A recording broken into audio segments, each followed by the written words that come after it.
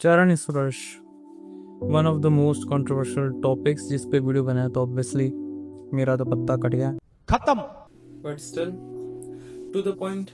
पहले केस में हम बात करेंगे लोगों के आर्ग्यूमेंट्स की जो बताते हैं कि बॉडी में फिजिकल बेनिफिट्स होते हैं चरण स्पर्श के, ढोक देना भी कहते हैं जिसे।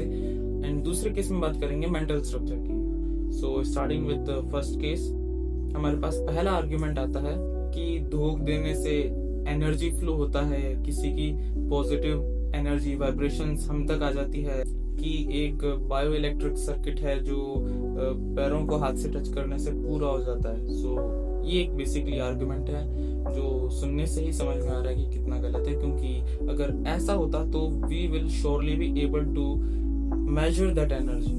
लेकिन हम कोई सी भी एनर्जी मेजर नहीं कर पाते क्योंकि जस्ट एक नॉर्मल टच है, नथिंग हैपेंस देयर। सो पहला जो आर्गुमेंट है वो पूरी तरह से धराशायी होते हुए scientifically this is wrong. Moving to the next point, जहाँ पे कुछ लोग कहते हैं कि ब्लड प्रेशर इंप्रूव होता है हमारी बॉडी का, circulation. So this doesn't make any sense, क्योंकि ये काफी नॉर्मल है कि जस्ट अगर आप अपनी बॉडी को झुकाओगे तो नेचुरली फिजिक्स के अकॉर्डिंग आपकी जो अपर बॉडी है उसके अंदर ब्लड फ्लो नेचुरली ही ज्यादा बढ़ेगा। और दिन में एक दो बार इससे झुक जाने से कभी कभार ऐसे कोई सर्कुलेशन कुछ बेटर नहीं होने वाला, इससे अच्छा तो एक्सरसाइज कर लो।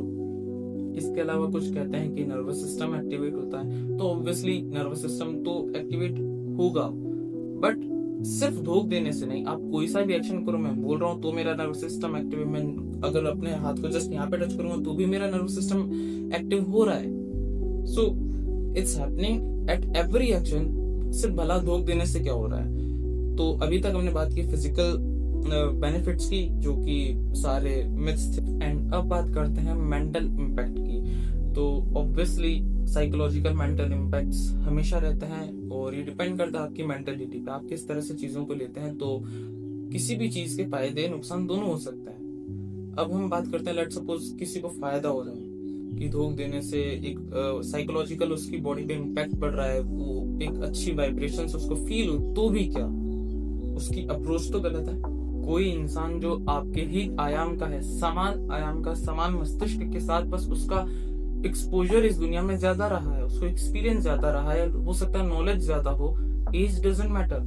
तो जो चीजें उसके पास एक्स्ट्रा नॉलेज एक्सपीरियंस वो आप उससे सीख सकते हैं। और मैंने विनम्रता रखने से मना नहीं किया है। Obviously being humble is a very good approach.